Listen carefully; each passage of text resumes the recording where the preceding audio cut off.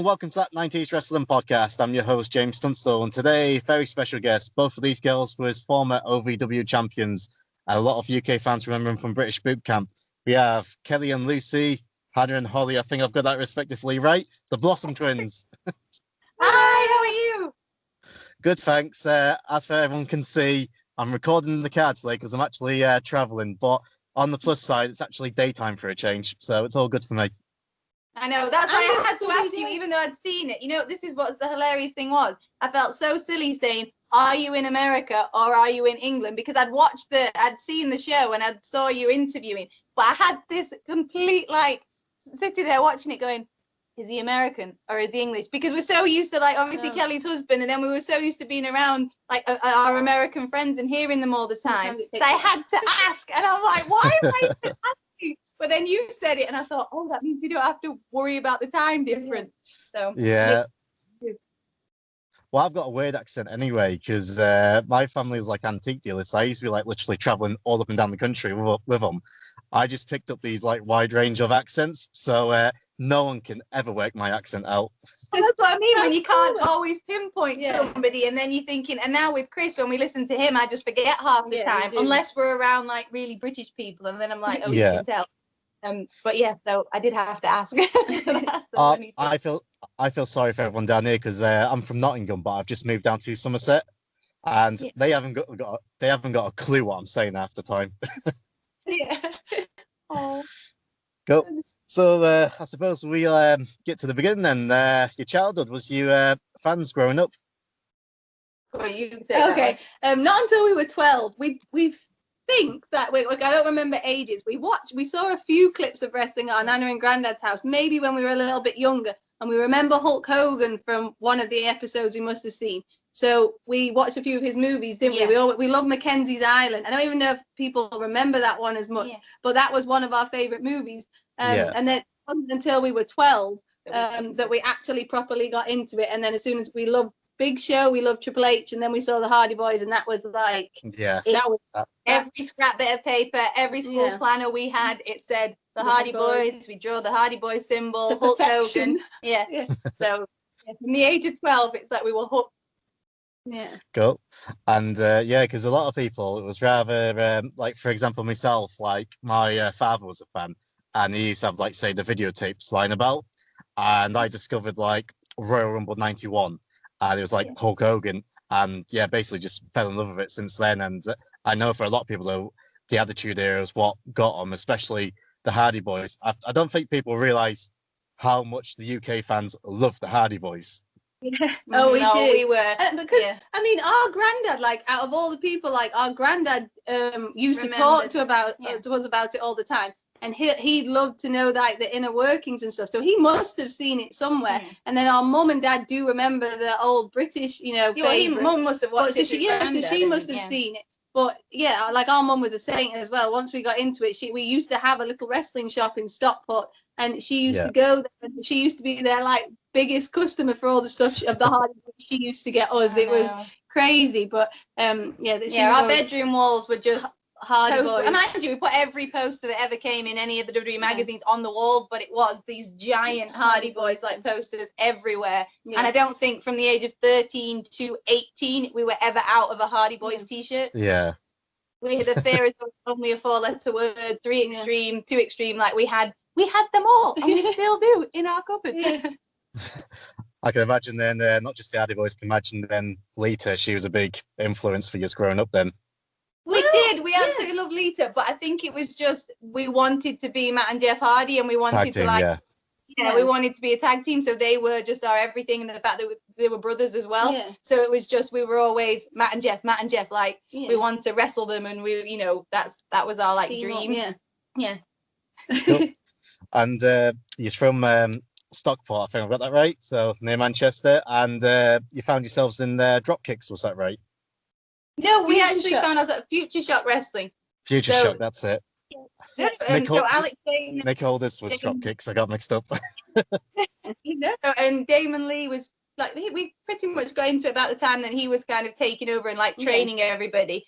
And it was just fantastic. We were very, very very shy kids like and teenagers, and we didn't have a lot of friends outside school. Or we didn't do a lot outside school. Like our Friday night was we're going home to watch wrestling. So as soon as we were about 60, well, a week, we 15, a week it was. We say 15, and we just opened up to this world of all these people who love wrestling like we did, and so we were 16 when we went to Future Shock, and it was just a case of us. Well, our dad used to take us because we were very nervous and very shy. So our dad used to take us first, and then we eventually started, making friends, and it would just be like a short bus ride and then train ride to get to Future Shock. And I don't know how long we were at Future Shock. We always seem to add years to things. Like it seemed longer because you got to know everybody and you were just like family and but then I think we were there for maybe two to 3 years before we kind of went around and did a few other things, like, and we'd end up in Birmingham and London with like SAS wrestling at the time, like where Spud and people trained, and then we kind of went out there a little bit more. Before OVW. Was there many other notable names that trained with you then during Future Shock? Oh, there were so many. We had, Damon Lee he's still wrestling at the moment, and he's fantastic. And he was like, he says it now with like the wrestling dad, but he like took us under his wing, and he understood how we were, like, because we weren't very confident. So we'd be dreading it if it was like somebody else taking training, because he sort of let us come out of our shells in our own time, kind of thing. But you had I'm gonna remember, Jack Gallagher was there when we trained. Alex Cyanide was there. I literally had somebody in my head and I completely forgot. It was like around the time Dom Travis, we had Dom. He was incredible. And so we always used to love training with him. But there's loads of guys who are still on the scene today, and they still do Future Shock. But that was kind of like our tight-knit group. Cool. And the one thing I looked at, I didn't realize, like, obviously we'll get to British Boot Camp later on, but I didn't realize you was in the US before British Boot Camp. So a lot of people realize. Because one of the things was like, I suppose like over here we didn't get access to OVW unless you purposely search for it on YouTube or one way or another. We don't get it on TV basically. So first time I saw you was on British Boot Camp. But before we get to that, then OVW. So what was it like? Two young girls like going over to America and then training in America, OVW, and working over there. How did it all come about? Well, it's funny because we knew of OVW because Barry, who he was the trainer at SAS, and he had us watching like all the old tapes. So we'd go to his house and we'd study.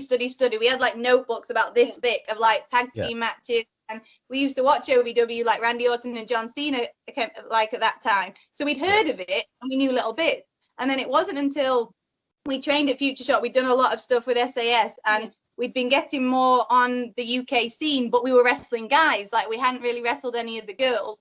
I think at that time we had done the odd chick fight show.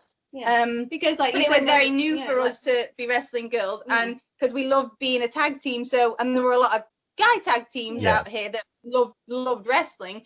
And like Danny Hope and Joey Hayes, the models, when they were doing that gimmick, they were our favorite people to wrestle. And then Nick Dinsmore came over here, and it was actually at the Future Shock training school that he did a seminar, and he just got talking to us after. And we remember kind of looking at each other going, right, he needs to say something. Like, if he doesn't say anything, then we're not good enough. And, and he actually came over to us at the end and said, have you ever thought about going to America? And we were like, well, yes, we've heard of OVW, we know.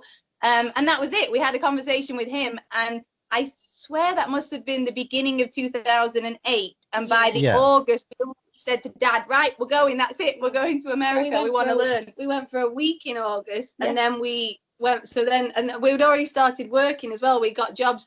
We're in the middle of our school jobs. So it wasn't until the year after that we actually booked in to go for 3 months, and then we just kept the end of 2009. So we'd been August 2008. We'd been for a week. We loved it, and that was like straight in there with Rick Rogers, and I'd never seen training like it. Like, we were terrified. And I think we ran to the toilet because it was one of those things if you needed to be sick after the drills and everything. Right. So we loved it, and we were like, right, we want to go back. And they were the same. They needed girls. The following September 2009. Yeah, that so was from our first 2000, so from 2009 till 2012, we were back and forth like from there all the time, either doing 3-month stints and then like a month at home and things. So yeah, but we loved it. I mean, like we were wrestling, like we were literally, because we were in America and we'd saved up, and obviously saved up as much as we could working here for as long as we had. So by the time we got there, it was just all your day was gym, wrestling, bake a bit, cook a bit, like do it, and we were just having because we went to we go to the beginners too. So we had we did beginners and Rip Rogers. So Rip was usually Saturday, Sunday, and then you'd usually have house shows Saturday and Sunday night. Wednesday was the TV tapings. Monday, Tuesday was beginners class. Yeah. So you were wrestling like every day, like all the time, and it was hard work, but that's where like family became friends, and like friends became family, all the way around.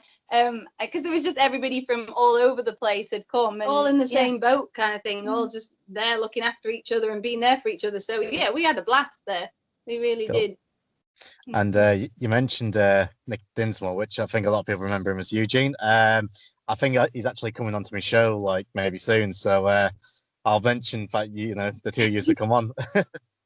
You'll have to say hello, because we honestly haven't spoken to him for ages. But we used to see him every now and again when he'd had the beginners. But we owe everything to him, because if he hadn't have said it, I don't think we would have ever had the confidence to go, we can just go to America and we can just go do it. And when we first got there for that initial week, like he did, he took us under his wing and he got us from A to B. When our dad wanted to be a car show or a car thing, like he was like, I'll pick them up, I'll take them to training, and we were like, thank you. So yeah, we couldn't have done it without him, so it was awesome. Didn't he ever do the Eugene character in person? Was it ever requested? Cool. So you've made yourself over to OVW, and you had basically, well, kind of like 2 runs, but during your first run, what was it like then working in an American scene, and how different was it compared to, say, UK scene?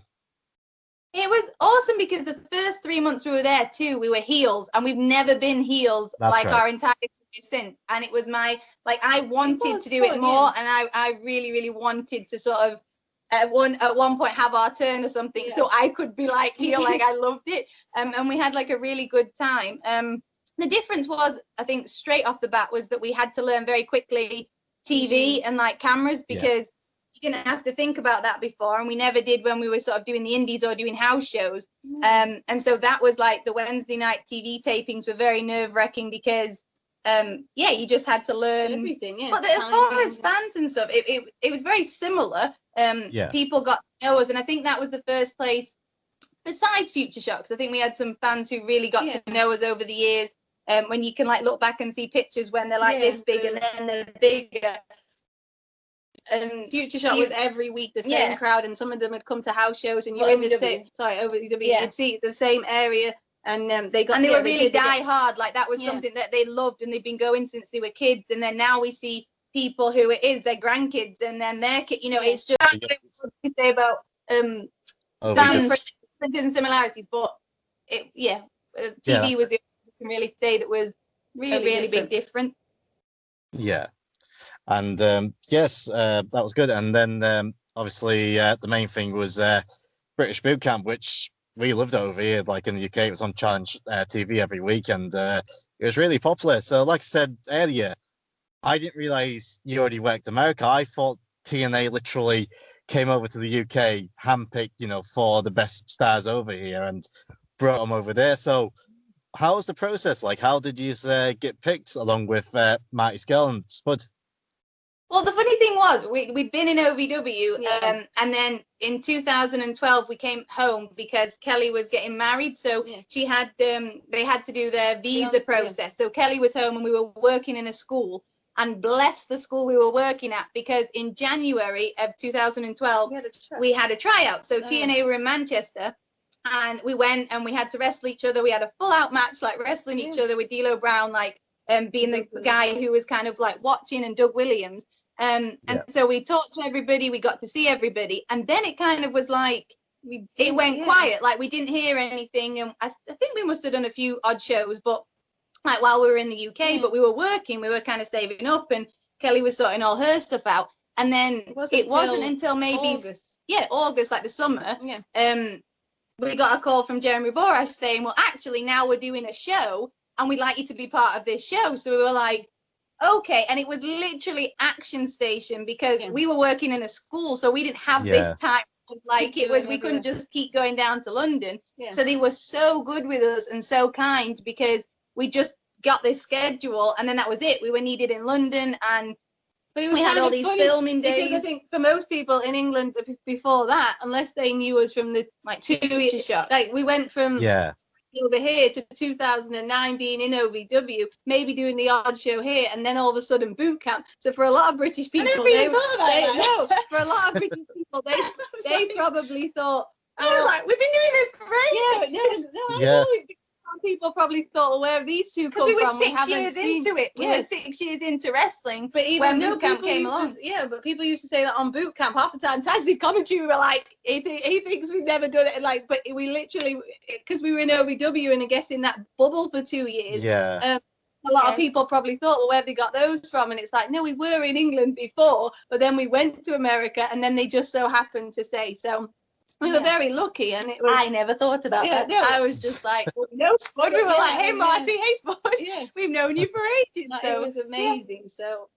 It was, so you knew Marty and Spud beforehand, then, especially Spud because with SAS we were there all the time, and so he was this guy we were studying tapes of, and we were learning how to sell and we had to watch him. We were at the SAS shows and watching his matches, and it was like, right, to be a babyface, this is what you've got to do. Marty we only met a handful of times, but we'd seen him wrestle and we'd been to a few shows that he was on. But the four of us got on really well, and it was an awesome experience. Like you knew him and Marty beforehand, so so you knew him from SAS, you said. Yes, we did. So we studied Spud a lot. He was the guy that we had to watch as far as learning how to sell, and we were always on the merch stand at SAS, so we got to watch the matches and see him firsthand and what he did. So it was really cool to kind of connect, and because like Kelly said, we'd been away for 2 years at OVW, so to come back to the UK and then kind of get to see everybody again, it was really nice, and it was a good time being in London. It was just because nobody knew what they were doing because it was the first wrestling reality TV.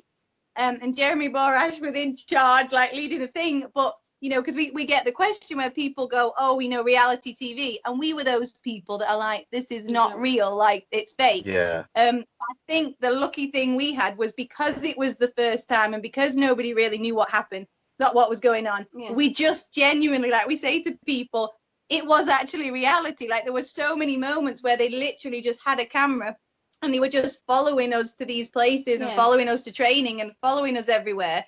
That the only time it would ever be, oh, you have to do it again would be because something was so funny that had already happened that they kind of go, can you do that again? Yeah, and if they weren't filming it, they'd go, oh, Spud, can you do that again, please? Because he was on the ball through the whole of filming. He was hilarious. A lot of times too, where maybe if they were trying to be like Lucy and Kelly, this is the competition. Would you please stop laughing at Spud? And we were like. There was one time where he made us laugh in the back of one of the cars because he was singing Brian Adams. And we were supposed to be angry because something had happened, and we were annoyed. We were something had happened where we were kind of okay, we were just ready to get back to wherever. But then he started doing something, and we were just proper laughing, and they were like, no, you're annoyed, and I'm like, yeah, but I'm not anymore because he's making us laugh. And so there would be little things like that, and we had to be like, Lucy and Kelly, this is the competition, and we were like, sorry, but everybody can win. We were just very had to learn. Fun, it was so new for us, but it was so much fun. It was good. There was the one part, and I felt that's right. You were in a bar. I don't know if you was in Memphis or it was over in the UK, and Nashville, Tennessee. That's right. And James Storm was with you, and he got Spud, didn't he? Was it Spud? He got sackless, and was it Spud who was climbing the bar counters, going wild, or was it Marty? I think it was Spud. Possibly, I can't remember. Oh yeah, because we went to ride a bull. That was that. But it was just genuinely just a fun night out. We were just out, and it was just they had the cameras and. But yeah, the TNA guys were all really nice, and we'd met them. A really good crew. Like I said, we'd seen them in January, and then we knew people I guess you always know people and hear people, especially because we'd been at OVW. Yeah. And we'd had like WWE tryouts as well, so we kind of knew a lot of like different people, and so everybody was very friendly and very welcoming, which was nice. It feels like it was a very short amount of time that we filmed it, but it feels like longer for some reason because of the way we got to know everybody. It feels like it was a lot longer, and because it was split between America and England, so we filmed a lot around here in England. We filmed stuff at home, and then we flew out to America and did all that stuff too. So it was we fit quite a lot in a short amount of time. So yeah, we got to know everybody really well, and it was lovely. Yeah, and I interviewed him recently, Nick Aldis, which Magnus for TNA fans. Did you interact much with him? Because he's pretty much like led the charge for a lot of the British guys in recent years. Him and Doug Williams, and I would imagine like when he heard the fact that TNA is going to make a show specifically about British wrestlers, I would imagine he was all on board with it. So did you interact much with him? We met him a few times on indie shows, like just in the UK. Like I remember, and he was always very nice. And then I remember doing after like boot camp, and when I was kind of signed and we did the pay-per-views, he was always sweet and like would look out for people. And then I was really in my element one night when we did I'm sure it was the world, the World Cup or something, the World's Class, something. Oh yeah, and it was me, and then obviously you had Rob Terry and you had Nick, and I'm thinking, but I was upset that day because I was wearing my British gear, and I was like, and then I don't think they did, and there was that one thing when I think we were all in the ring at the same time, and I was like, oh, but I'm just gonna sneak into this faction. Like I was like, I just wanted to sneak in, but I don't think they wore their gear, like the British flag or something that day. That's all I remember. And but no, every time we were like, we'd meet them and see them. They were always really friendly. He did a few bits and bobs of boot camp as well. I think like he did a lot of some voice, commentary and things. Yeah. Oh, he did actually. Yeah, he was a great guy. Like we had an interview. We was talking for like 2 hours. But so many people said that it's the best interview he's ever done, which I'm quite proud of because he's a UK guy. You know, we're all from the UK, England, so it's good to see UK, men and women succeed. So it was great talking to him. So he always seems like a nice guy. And you mentioned him earlier also. You came across him as he was doing boot camp. Hulk Hogan, what was it like just being in the guy's presence? I can only imagine he was just so starstruck. No, funnily enough, I will say the only person we have ever been starstruck in like wrestling, and I think in life, is Jeff Hardy. But Hulk Hogan, there's something about Hulk Hogan that even though he's like larger than life and we've loved him since we were little, it was like he's so nice and he was so down to earth that you could have I know this is our experience, but you'd have a conversation with him and he'd give you advice and he'd talk, and then he'd be chatting to somebody, and if somebody came up to him, he never made you feel like awkward if you were hanging around to try and ask him something or anything like that. And it wasn't until we watched Boot Camp back, and there's that bit where we had the match in like the Impact Arena, and he's talking about us, and he's talking about us in the ring wrestling. I don't think it actually occurred to us at the time that we're having this match and Hulk Hogan's in the back watching it until we heard the commentary watching it back. So we were like, hang on a second, because Hulk Hogan was watching that, and Hulk Hogan was watching. Yeah, because we didn't watch the episodes until the end, so a lot of it was very. Yeah, it really was. But yeah, there was no ego about him. No. Like we that's from our personal experience. But every single time we met him, he had time for everybody, and he just never seemed like this big.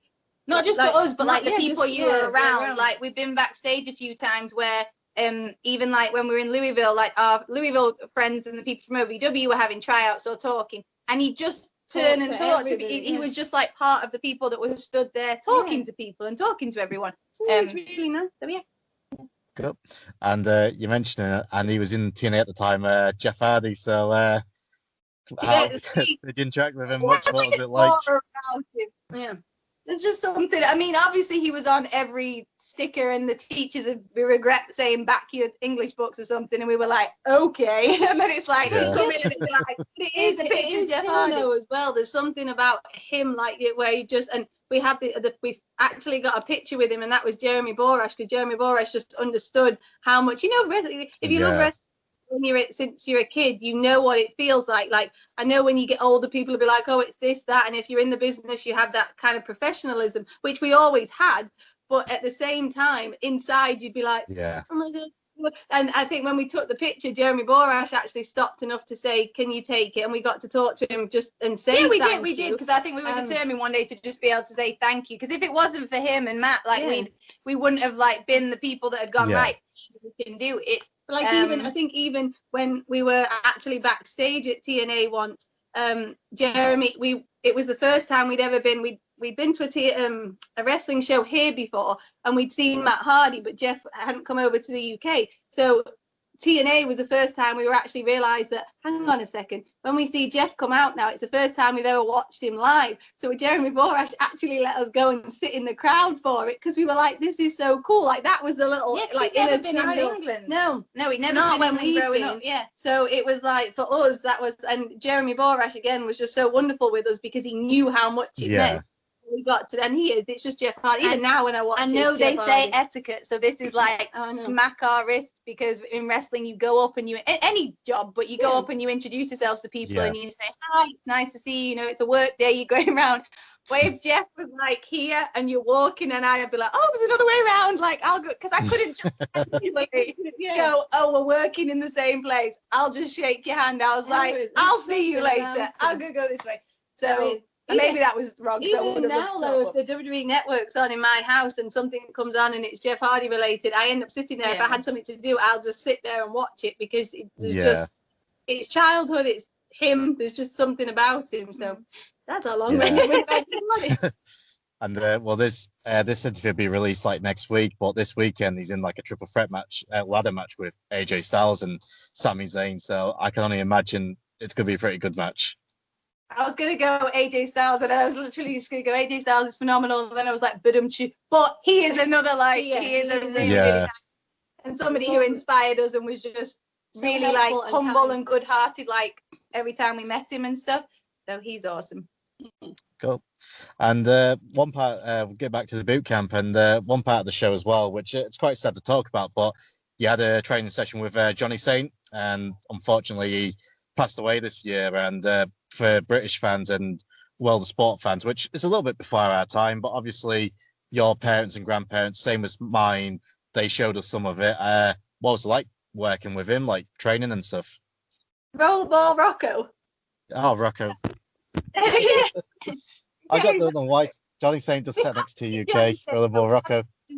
Yeah, we have seen Johnny Saint, I think, on.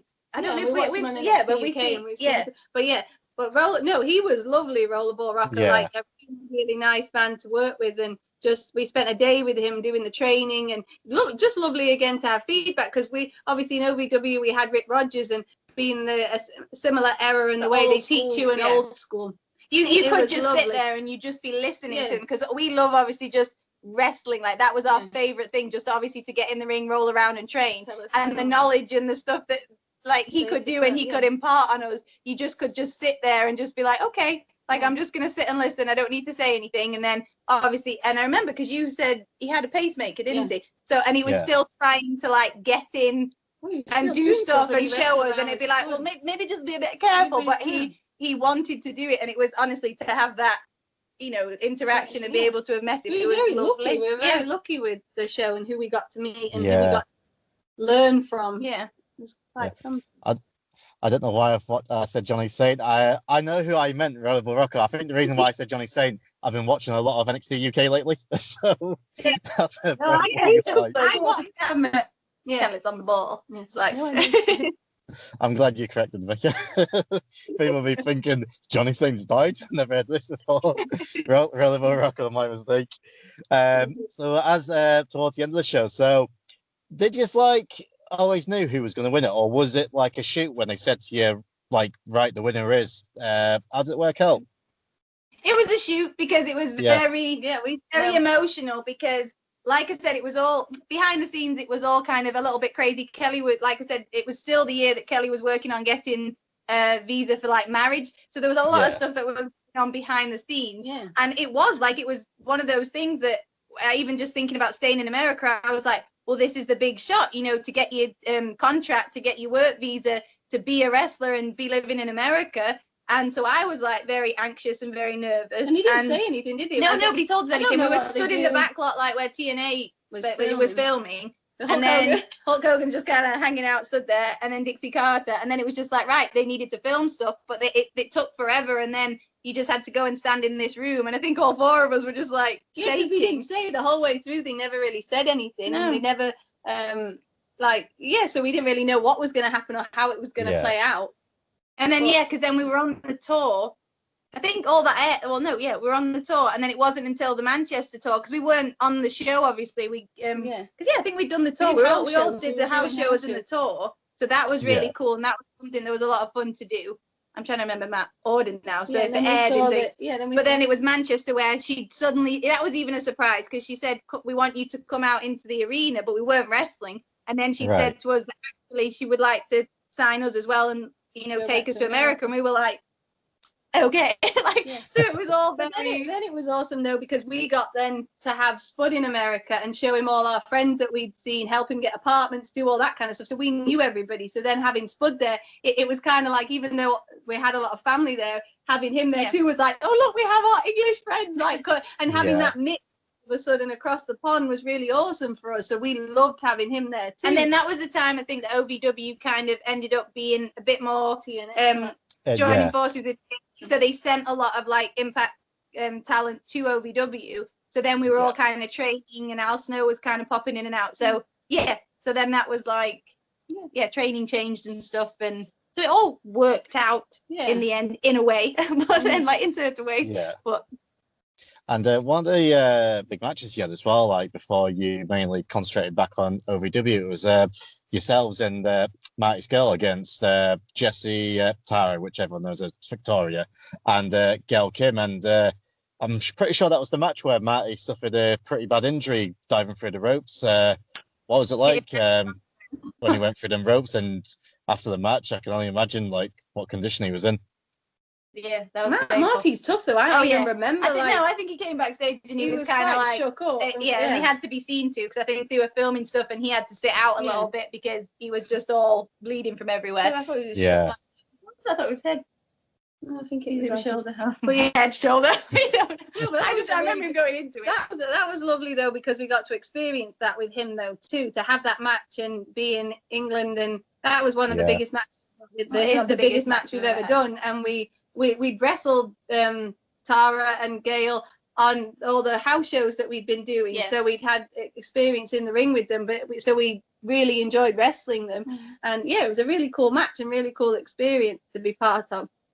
And I think that's one thing UK fans miss the most, Impact Wrestling now, but when they used to tour the UK, because they've always had such a strong fan base over here, I don't think they realise it neither. And I've kind of got a partnership with Impact now. I speak to their stars every other week, which is pretty good. I've chatted to Eric Young, Deonna Purrazzo now is over there, and Ace Austin and such. And I've been on the press passes these last week or so, so it's pretty good.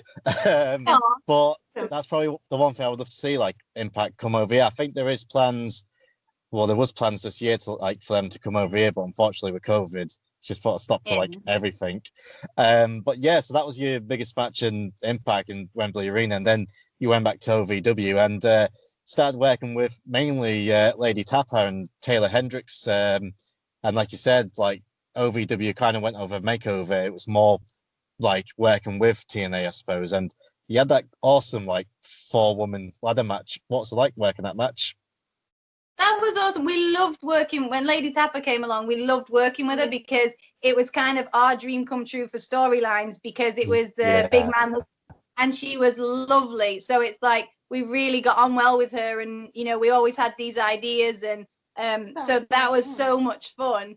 And all the house shows were really good with her too, because it was just us getting to kind of do that big man, little man, and we really enjoyed it. And we got to do the twin switch a bit more then. So it's kind of almost taking it back to basics. But then because we had so much more experience and knowledge, it was really kind of getting to put everything we'd learned into these matches, and they were so much fun.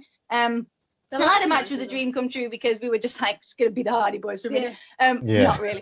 It was but it was the story. It was the story. We loved the story of just having the ladder, the 4 of us, what we were going to do, and then obviously our big thing at the end that Al Snow had said so much, you got to get that thing at the end with you, Lucy. I think that was the first time we'd really had like somebody specifically say, right, this shot at the end is what is like, and we are like, we've always just got so into the stories, and we're very specific. If you anybody we've ever wrestled, it's like we're very specific, and we're very like, right, well, how's this work for this, and what's this going to tell, and how you know, why is this person doing this in a story? And then so the fact that with Al we kind of got to do that, and with that match it was very, very specific with, we need this shot at the end of the match, this is what's going to happen, and you kind of had that weight on your shoulders going, okay, we can't screw this up now because this is sets up for everything.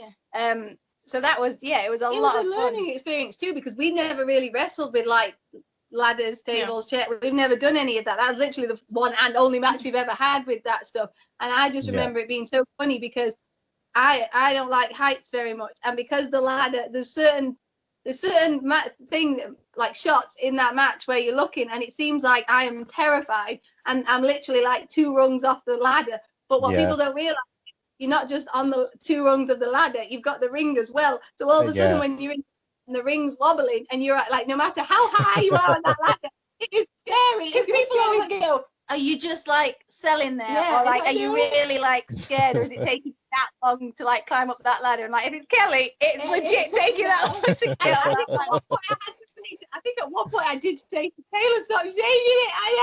I was like genuinely, I'm like, please stop it, I don't like this at all. And it's, but it was fun to do. It's nice to kind of tick off your list to say that we did it. And to tell a story, because that's our like ultimate kind of thing. I think just the ladder, but then having that story in that match was like, that's why I enjoyed that. That was a lot of fun. Cool.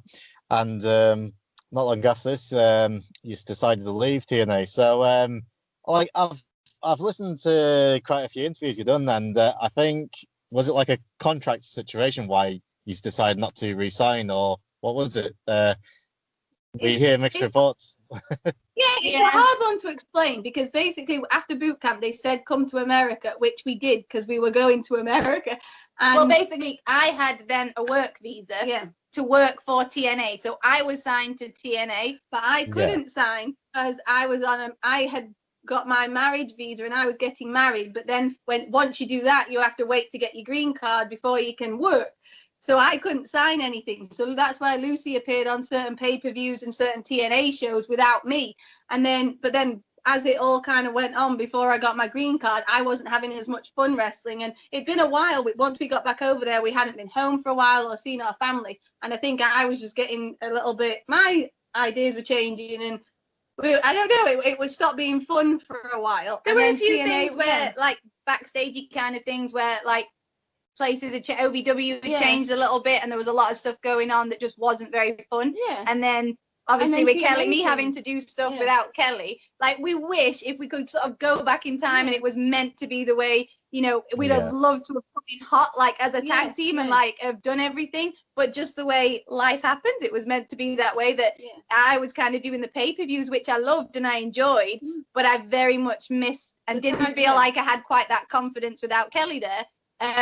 And then there was a lot of talk of when I guess people were talking about how we were going to come in, and, you know, our mind, it was like, well, we're a tag team, this is it now, we're living our dream, we're in Impact Wrestling, we want to be like a tag team champions one day. But there was just a lot of talk about, well, we're not going to have you as sisters, or we're not going to have you as twins, or we're going to do this, or we're going to do this. And we were like, but you've signed us. We couldn't understand like the logic behind us being twins and going, well, hey, the Bella twins are kicking ass in WWE. Why can't we kick ass in TNA? And so that when there was all this like talk about different things, we were going, this doesn't really make sense. And then I think it was just something about one person didn't know what the other was doing. So I think the people who knew technically Dixie had said we had a contract weren't the same people then later on when it was kind of time. Can you let Kelly know so she can, when Kelly at the time is right, Kelly can sign. Like, it was just really weird. Like, and then some people didn't know I hadn't signed one, and I was like, no, I keep telling everybody that I can't yet. So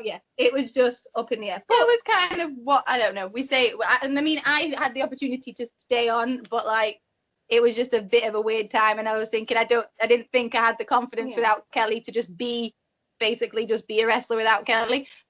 So and it kind of did, and it is sad. Like, our dad goes, oh, like, you can't talk about it with our dad because he gets very upset.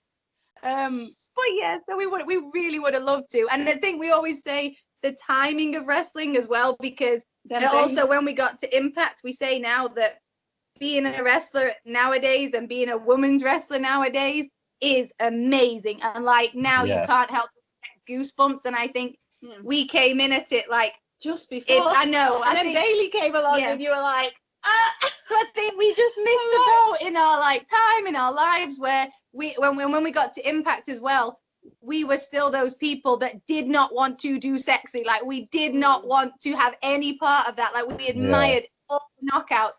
And in a way we just looked at them like, but you can do it because you look like that. And we just didn't have that confidence. So there were things there that we were still trying to figure out, going, but I don't think we can do that. And that's not for us. And we want to wear this gear and we want to do this. So I think it was all like wrestling hadn't quite changed then for women. And then we kind of stepped back, and then Bailey and everybody, and it was just like, and now it's just the most amazing place. And to watch the women is just, it's just incredible. So it was just like a mixture. But and you return to your passion in life, so your books and your cakes. So how happy are you like doing that now? I can imagine. I look at your Instagram every day you're posting, and you seem to be really enjoying it. So how much are you loving that at the minute? Yeah, for whatever like Lucy's saying, then as far as timing with like the girls and Bailey and Charlotte and Becky and Sasha and everybody, we can cheer them on. We can cheer them on, because for all the stuff we did as far as OVW, British Boot Camp, that all felt like it came into our life at the right time, and everything happened, you know, the way it should have done for us. And now we're like with Lucy, Lucy went back to, Lucy started writing her books like maybe 2 years after or something we stopped. Maybe a year after we stopped, a year or two. And then so One Dreams that kind of ended, and then it was like, okay, then well now we've got these ideas, and so we're always following little dreams and kind of doing things and keeping going. So right now, we're very happy just doing writing, like it's my favorite thing. And being home. We came back home like 2.5 years ago, so we got to spend a lot of time with our nana over the last 2 years. So definitely got back. We've always been home. Going to America made us, obviously we were cooking lots in our own kitchen and really finding our passion and inspiration for our grandparents. But then being home, it was just tenfold, like all of a sudden everything back and just having the inspiration around the corner. So food, books, writing, we absolutely love now. So we're happy doing that. So, I'm watching Chris Sharp on NXT UK every Thursday night on the. So that makes me happy. And the thing is, you mentioned it. Do you ever get the itch to come back, especially after seeing? Obviously, I know TNA's always had the knockouts there. Like to me, they don't get enough credit for women's wrestling, how much they actually pushed it. But obviously now it's become more mainstream with the women's evolution, and with that, and also NXT UK, do you feel like, I've still got a bit of an itch to return, or are you just happy where you're at now? The hardest part is we always do. Like every time I watch it, I think, "Oh, come on, just do it." We have dreams. We have dreams of just going Triple A. Just listen, I've just got this idea. But it's one of those things where we have so much respect for wrestlers and what they do, and it's like, and that would be me now, you know. It's like going, well, can I just do this? And you can't, you know. The people are on the road, they're up and down the country, they're in the gym 24/7, and so it's not just a case of kind of, I'm just going to go back to training on the weekends. And we've been training the odd time since we've been back. You love it physically. But it's hard and it hurts, and so obviously getting in that condition again would take a lot more than just like, I'm just going to do it for a month and then I'll be ready Triple H. I want to go wrestle Rhea Ripley and stuff. And it's like, well, no. So you have those dreams and you still have those things like, oh my God, I'd love to have that match. But then the respect to have for wrestlers, it's like, I'm not in that mind frame, even watching it and studying it. So you're on the ball to like speak and, you know, just know all the stuff. It's hard. So it'll take a big lifestyle change and not just kind of picking it up here and there. But we always say never, but because you always have that. We love. There's something about it that once it gets into your skin, you're absolutely like, it's always there. It is. Yeah. We'll be cheerleaders, I think. So cool. So the last segment of the show, it's called that 90s Wrestling Podcast. I'll be honest, the reason it's originally called that, I was at the very beginning, I used to review like the old WWE pay-per-views from 90s. Yeah. But since I've been fortunate getting interviews, I'm like, right, I'm going to have to change the name of the show, just put a segment. I'm like, it'd be easier just to put a segment. So what I'm going to do, I'm going to ask you your favorite 90s pop culture things, favorite wrestlers. So Okay. It's pretty simple. We get going. Cool. Right. So first one, what's your favorite 90s movie? 90s movie. Would that include anything Mary Kate and Ashley? Is that the It's the 90s. Yeah, but then I was going to be like Three Ninjas because we would have been watching it in the 90s. Yeah. This is when our age and like, okay, anything with Mary Kate and Ashley, Sabrina and the Teenage Witch, the movie that I really want to watch, and Three Ninjas. We're obsessed with it. Like even now, if we watch it, we're like, that's my favorite movie. Yeah. Oh, I still put it on for my kids. But we can't find the first one anywhere, and we thought we owned it on VHS, and it's actually the second one, Kick Back, where they go to Japan. Yeah. I have it on DVD, and I left it in America, and now I don't have it anymore, and I'm like, so I kind of can't find it. So but I'm happy with that answer. Three Ninjas. And Mary Kate. Sorry, anything Mary Kate and Ashley to watch. Just hang on. Oh, you're fine. I have to record off my phone because my phone's about to go flat. 90s TV show. Oh, I don't know if this is the 90s, but Home Improvement. Oh, yeah. Because we grew up watching that with our family. That would be the only thing we could get our mum to sit down and watch. We watched it all as all six. Jonathan Taylor Thomas, Home Improvement, Tim Allen. Your favourite 90s wrestler? Favorite 90s? Yeah. Right, you're gonna have to help me here though, because we got into it in 2000. 2000. So coming up with would it be anything like Triple H? Triple H was the first kind of one. I don't know when he started, but he would have been getting into his little and Triple Shawn H. Michaels. Yeah. I say Triple H. Triple H. Cool. And favorite 90s tag team? Seeing that your tag team was, I think I know the answer. The Hardy Boys. Yeah, they would have been going up before we got into the Attitude Era. Yeah. So the minute the Hardy Boys became a tag team, we were liking them. Yeah. So, that was always destined to be. So the Hardy Boys, hands down. Cool. And the last one, I'm guessing it's going to be the Hardy Boys as well. Your favourite 90s match? Oh, see, this is where I'm terrible because we watched so many old school matches, but I couldn't tell you the date or it wouldn't when be it was. It wouldn't be in the 90s necessarily. No, because and obviously all the Attitude Era stuff we saw in from the 2000 onwards. But the amount of stuff we watched old school, I don't remember date. But I couldn't give you a date. Terrible. But this is gonna sound, somebody's gonna look at me and be like, but the Rockers, I don't know what era. I'm doing this with my hand, if they did anything. We love watching. But we love watching the Rockers old school matches. They were our favourite, but I don't know what era. I couldn't tell you what year they were. No. But if it was we watched the Hardy Boys from 2000, if we could go back and watch the Rockers, which we did, we'd say them. So before the Hardy Boys, we watched the Rockers, but I couldn't tell you the date. Just matches we saw. That's our answer. I'm kind of sticking to it. Time is on, time and date. I can't tell you. Remember anything. I can recite the whole verse of Jeff Hardy's introduction in one of the Extreme magazine, but I cannot remember date. So there you go. We can actually, if you would like us to start. No, we won't. Cool. We ramble. So that's this. Where can everyone find you on social media? At the Blossom Twins. We're pretty much at the Blossom Twins on Instagram, Twitter, and then Facebook. I think we have the Blossom Twins blog. Yeah. But that's and the blossomtwins.com has all our we do book reviews and talk about books a lot. And then if we're on Twitter, you'll probably see us randomly talk about wrestling every now and again. Well, Lisa and Kelly, thanks very much for coming on. It's a great time talking to you. Sorry for the connection issues and my phone playing up. I got no idea what was wrong with it today.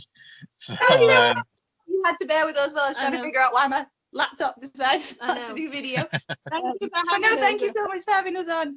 It's been nice to go down memory lane and talk about wrestling. Oh, it's great, cool. So thanks very much, and hopefully we can do it again. Sounds good. Thank you.